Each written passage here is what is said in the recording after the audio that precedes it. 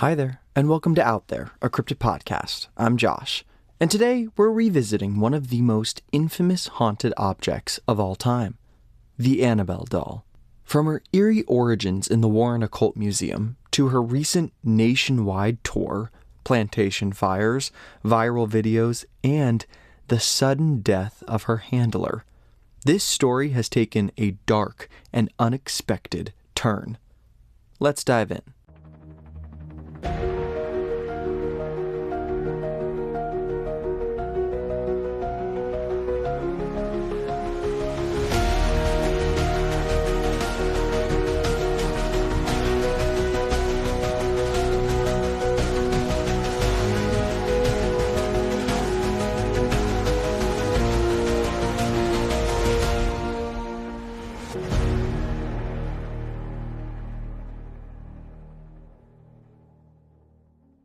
When we first covered the story of Annabelle, we focused on her origins. The rag doll said to be possessed by something far more sinister than a child's spirit, her place in the Warren Occult Museum, and the many warnings from those who came too close. But since then, new evidence has unfolded, events that go far beyond the glass case. In the months following her nationwide tour, Annabelle has once again become a focal point of fear, fascination, and tragedy. So today we are diving back in, not just to revisit Annabelle's past, but to confront the unsettling question. What happens when a legend is no longer content to stay behind glass? We'll start by playing the original episode to get everyone caught up on our story, and then I'll take you through all the eerie, updated information. We'll get into the Annabelle doll remastered right after this.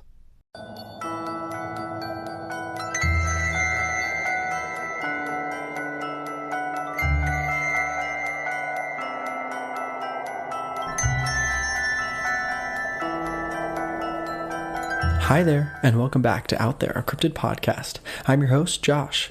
On the 13th of each month, I come out with a new episode focused on a cryptid that I find super fascinating and weird. Now, if you still don't know what a cryptid is, it is defined as an animal that has been claimed to exist but never proven to exist. Cryptids don't have to be supernatural or mythical beings, although many of them are. Some cryptids have actually become documented animals. Make sure you go and follow the podcast on Instagram, @OutThereCryptids. Check out the posts I make for each episode and maybe send some suggestions you'd like to hear. Today's episode is about a demonic figure I'm sure we all know.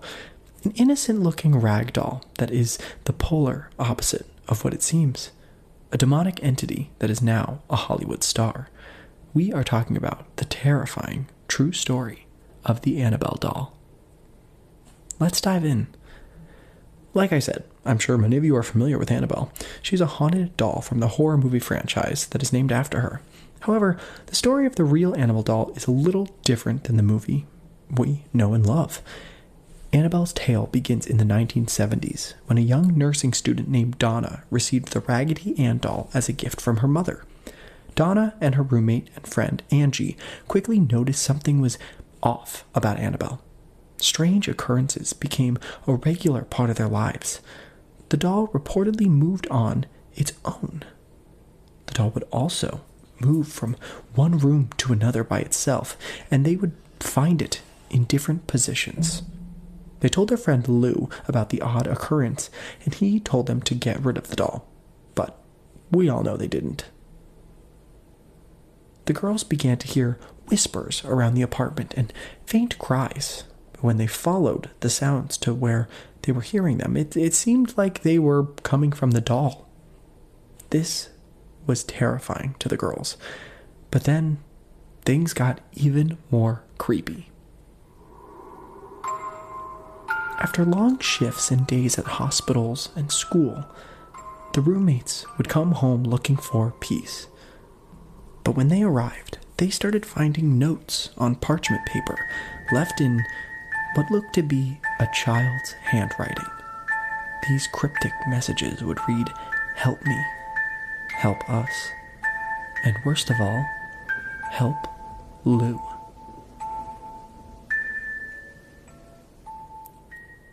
And to make things even creepier, the girls didn't have parchment paper in their home.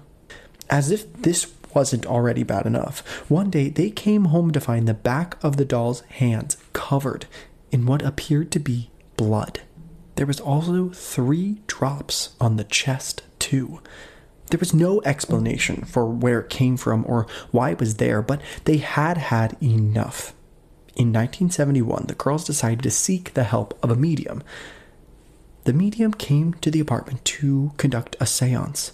They told them that the doll was possessed by the spirit of a young girl named Annabelle Higgins.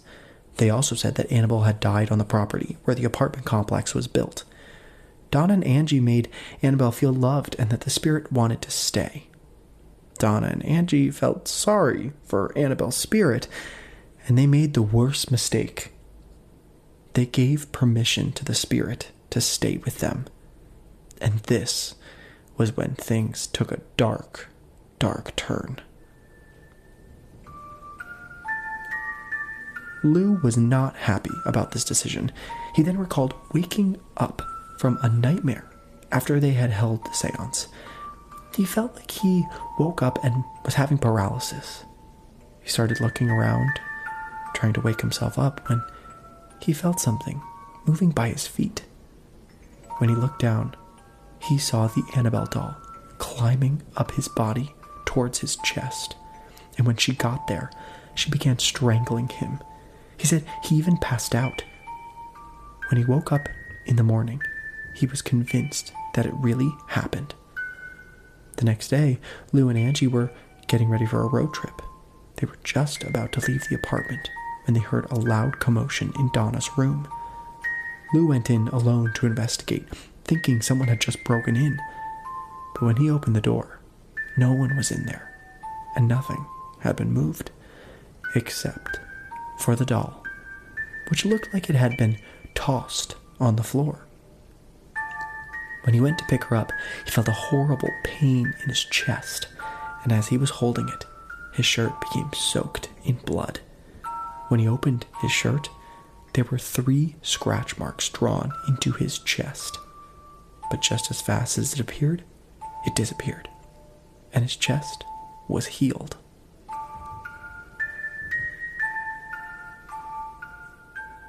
Now that the doll became even more aggressive and these strange scratch marks started appearing, they had actually enough. Donna contacted a priest who brought it to the attention of one of his superiors. But then they contacted Ed and Lorraine Warren, paranormal investigators, for help. The Warrens determined that the doll was not possessed by the spirit of a young girl, but by a malevolent entity. And actually, it was a little more complicated than that.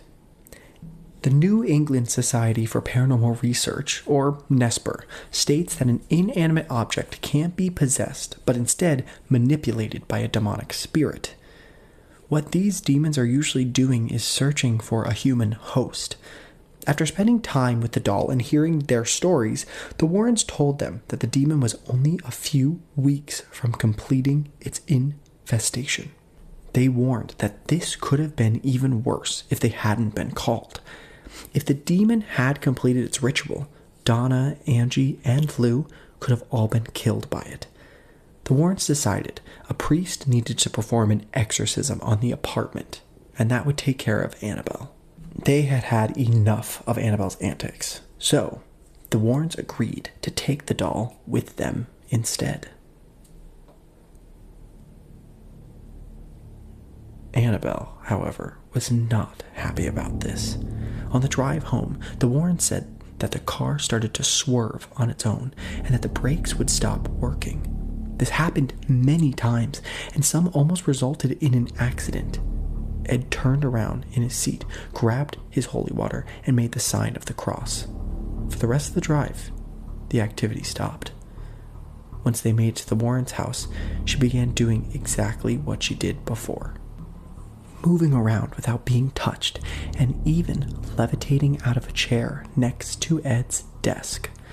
Then, Father Jason Bradford, a Catholic priest and friend to the Warrens, came over to see the doll. And when he picked it up from the armchair she was sitting in, he said, "You're just a rag doll, Annabelle. You can't hurt anyone." He then put her back down in the chair she was sitting in. Lorraine warned the priest to be very cautious, and Lorraine asked him to be careful driving home and to call when he arrived safely. About 3 hours later, Father Jason called the Warrens with a terrifying message. He said that his brakes stopped working right when he approached an intersection, and that he had gotten into a car accident. His car was totaled.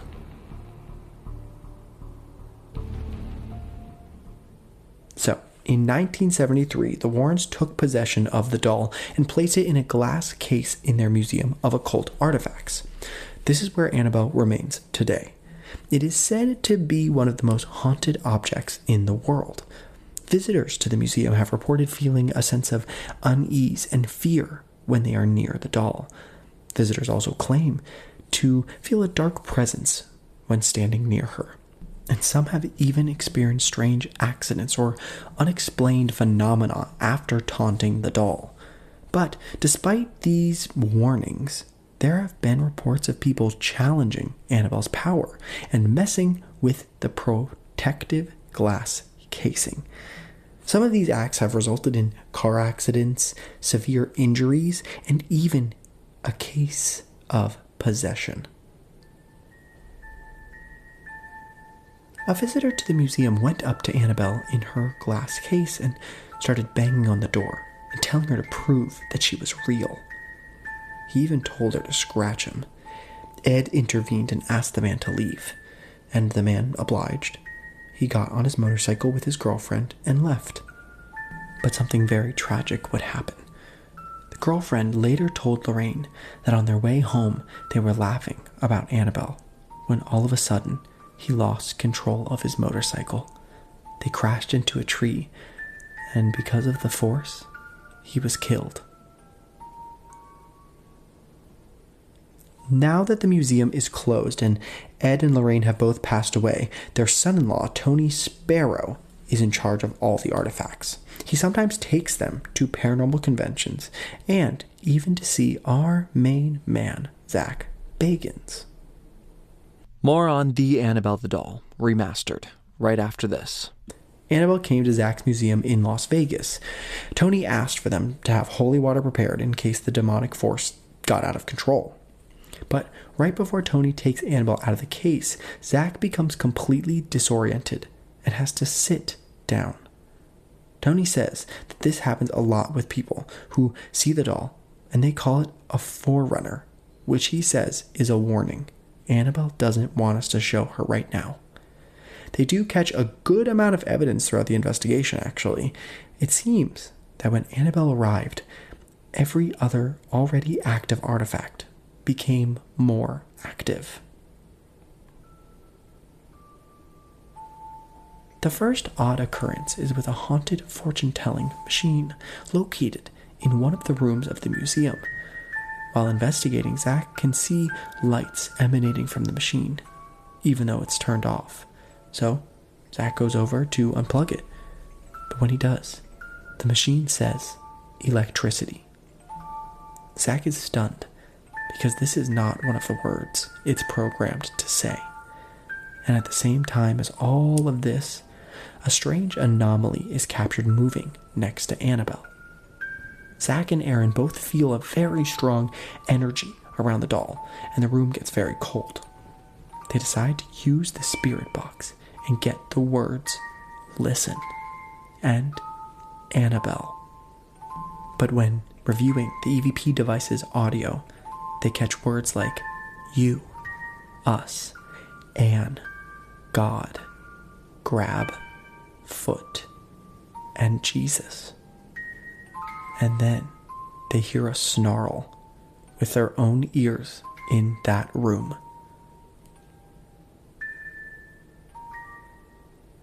Okay, this is a lot of evidence so far, and we aren't even done. But what I wanted to take a second to remind people of is some of the devices mentioned during the investigation. Let's start with the EVP. It stands for Electronic Voice Phenomenon. So essentially, it's a handheld voice recorder that will pick up voices and sounds that are too quiet for your ears to hear. This is a pretty common one in the paranormal field and is one of the most used devices for sure. A spirit box is one of my favorites for sure, and I actually own one. Now, essentially, it's a radio. However, the radio is scanning frequencies at a rapid rate so that it sounds almost like static white noise. Experts believe that spirits communicate primarily on different frequencies, and so this device bridges the gap. Spirits are able to speak through it most commonly with single words and small phrases, but sometimes even full sentences. Now, we are about to talk about a newer device that Ghost Adventures uses a lot. It's called the kinetic camera. Remember in Paranormal Activity 4 when they had the Xbox camera that in night vision would show the little green dots on a grid? Well, that is what this device uses, except it then creates stick figures of any anomalies it catches. And with that, let's go back to the investigation. The boys start using the kinetic camera. On it, you can see Zach and his body stick figure, but then a second figure appears inside Zach's. The second figure then rapidly switches into the Annabelle doll, but then it jumps back out and moves around Zach before disappearing. Zach then claims that he is beginning to zone out and feels an attachment with Annabelle. He says that he has a strong desire to touch the doll. One of the rules that Tony has said was to not touch her at all, to make no physical contact whatsoever. And at this same exact time, the kinetic camera catches another figure, this time inside of the doll. Billy, who is filming all of this, then claims that he feels like he has a fever and that he is burning up. And again, a quick figure appears in Zach's body before quickly disappearing. They end up doing solo investigations with Annabelle, and during Zach's, he is very affected by it. He ends up touching her foot, and Tony and the rest of the crew get very mad at him. And he says that he blacked out and just was overwhelmed with the urge to touch it. And at the end of the investigation, Zach feels very affected, and he experiences violent thoughts. But that wasn't the end for him. On his way home, Zach's mile gauge is at 0.6666, and lightning almost hits him. A lot more evidence is caught in different parts of the museum by different team members, but I wanted to focus on the doll itself. But there was one piece I didn't mention yet, and that is that the team tried to see if Annabelle really was the spirit of a little girl. So they brought her a balloon. And then the balloon came out of one of the rooms and began following Zach at the height of a child. I mean, that's just creepy, right? Like, that's some Pennywise stuff right there. But this investigation is full of crazy pieces of evidence. My personal favorite is that during the early on Spirit Box session, they caught EVPs of the words grab and foot, which is exactly what Zach ends up doing. So, was it really the spirit inhabiting Annabelle showing her power over people? Or was Zach just overwhelmed with meeting a famous movie star? The Annabelle doll gained international fame after appearing in the horror film The Conjuring, directed by James Wan in 2013, which was a box office hit. And then, in 2014, a spin-off film, Annabelle, was released, focusing on the doll's backstory. Another film, Annabelle Creation, was released in 2017, which is a prequel to the first film, and after that, a sequel was made called Annabelle Comes Home, which came out in 2019.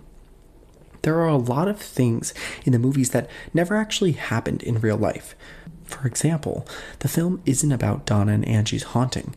Instead, it follows a young family that survived a horrifying attack from satanic worshippers in their previous home.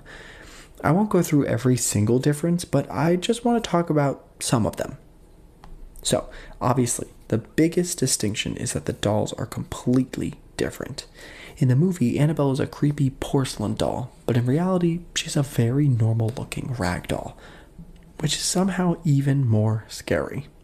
The characters Mia and John, who we follow throughout the movie, are indeed made only for the film. Now, Annabelle gets thrown away in the movie and then reappears in the apartment. However, Donna and Angie never tried this tactic, so this too was made up. The kitchen fire was also just in the movie. The full character of Evelyn, the neighbor, was not real, and no one ever sacrificed themselves in order to offer their soul to the demon that was supposedly controlling the doll. But they did get the moving around right, and same with the little notes around, and even the blood appearing on the doll. In terms of explanations, there's really not much to talk about. Either it was, in fact, a demon or a spirit, or it was just made up and everybody started feeding into this story. Either way, Annabelle's story has continued to capture the public's imagination with numerous books, documentaries, and podcasts exploring the history and alleged supernatural abilities of the doll. And today, Annabelle serves as a chilling reminder of the unseen forces that may exist in our world. Whether you believe in the supernatural or not, her story is enough to send shivers down your spine. More on The Annabelle the Doll, remastered, right after this. In May of 2025, the infamous Annabelle doll was taken out of her protective case and brought on a highly publicized national tour called Devils on the Run, organized by the New England Society for Psychic Research. This marked the first time in decades that the haunted object, famously kept behind glass and a warning sign in the Warren Occult Museum, was presented to the public, though still sealed in a spiritually protected travel case. The decision instantly divided the paranormal world. While some praised the chance to witness a historic artifact, others called it dangerous and disrespectful. But no matter where you stood, one thing was clear. Annabelle was back in the spotlight, and the internet couldn't look away. As the tour made its way through the American South, things took a strange turn. Just days after Annabelle's appearance in New Orleans, a fire broke out at the historic Nodaway Plantation in White Castle, Louisiana, the largest remaining antebellum mansion in the South.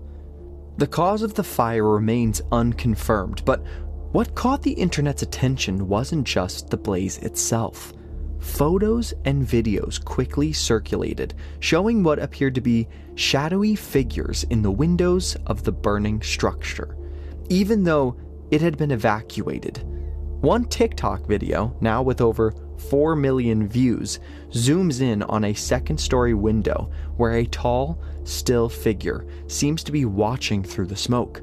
Another shows billowing black smoke from the chimney, forming a face, twisted and anguished. The visuals spread fast. TikTok creators stitched videos with slowed down footage and eerie music, adding captions like, "She brought something with her," and "You shouldn't take her out of that box."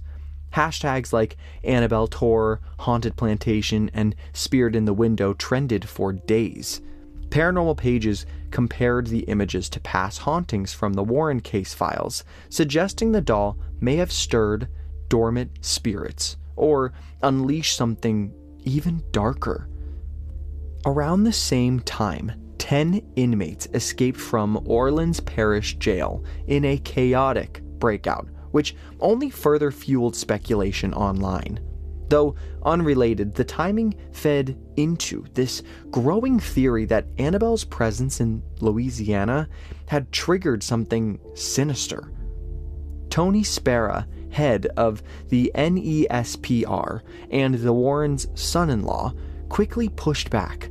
He emphasized that Annabelle never left her sealed case, remained under constant supervision, and had been properly blessed before the tour began. Quote, "Annabelle didn't cause a fire," end quote, he told one outlet. Quote, "People need to stop blaming a doll and start looking at the facts," end quote. But facts mattered little on TikTok.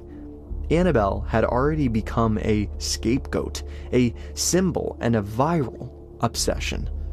Some dubbed the Nodaway Blaze the first warning, while others created digital maps of future tour stops, warning viewers to stay away. Even skeptics got spooked, with one popular creator admitting, quote, "I didn't believe in ghosts, but that footage from the plantation, that ain't normal," end quote.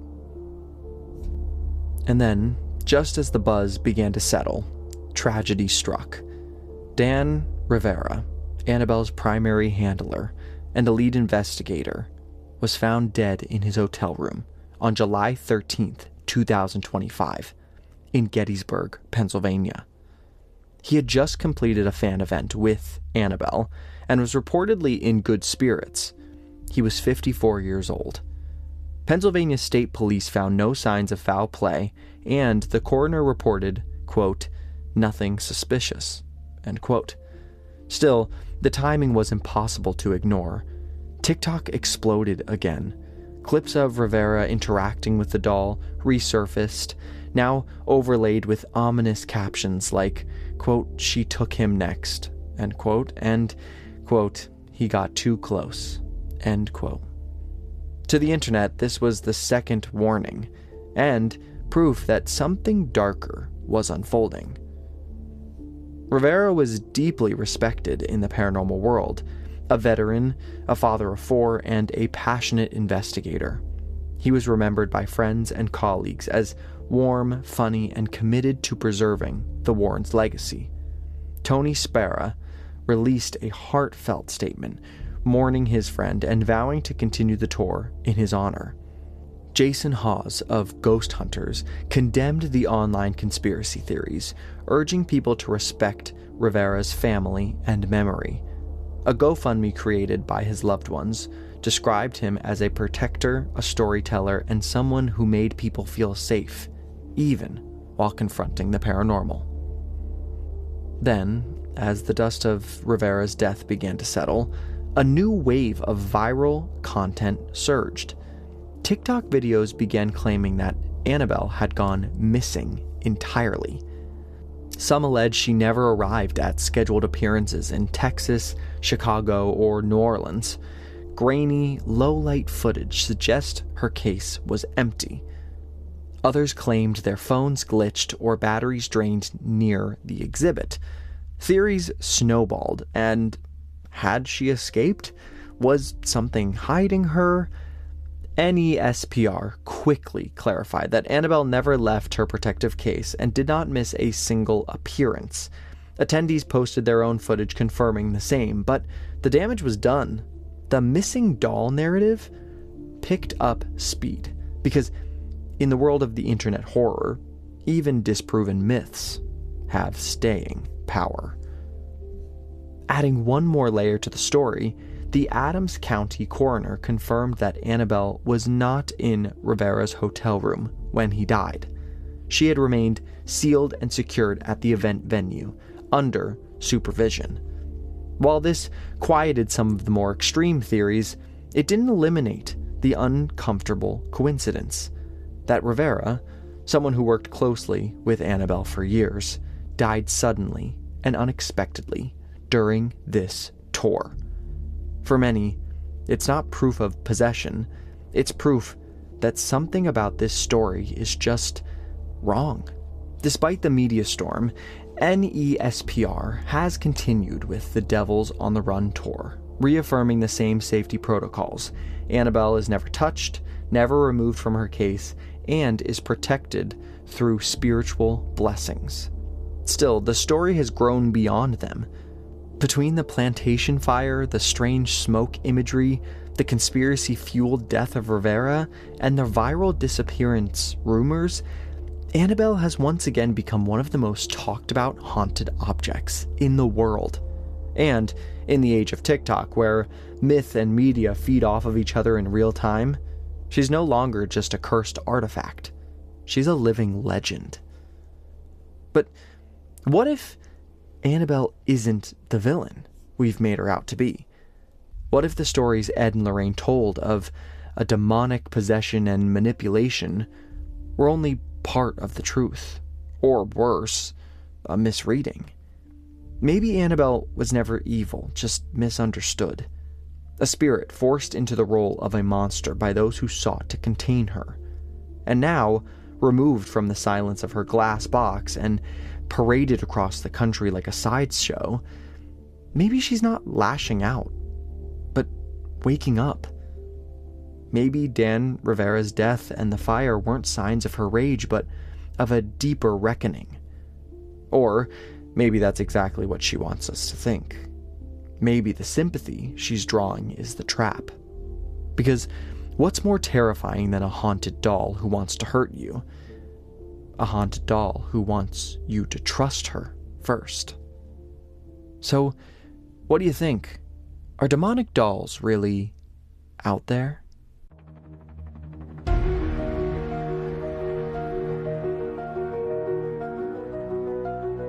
Be sure to follow us on Instagram @OutThereCryptids for episode posts, updates, and more.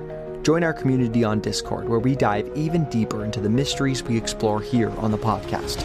The link can be found on our Instagram. And if you're loving the show, consider supporting us on Patreon. As a patron, you'll get exclusive perks like bonus episodes, early access, and even surprises. See you next week.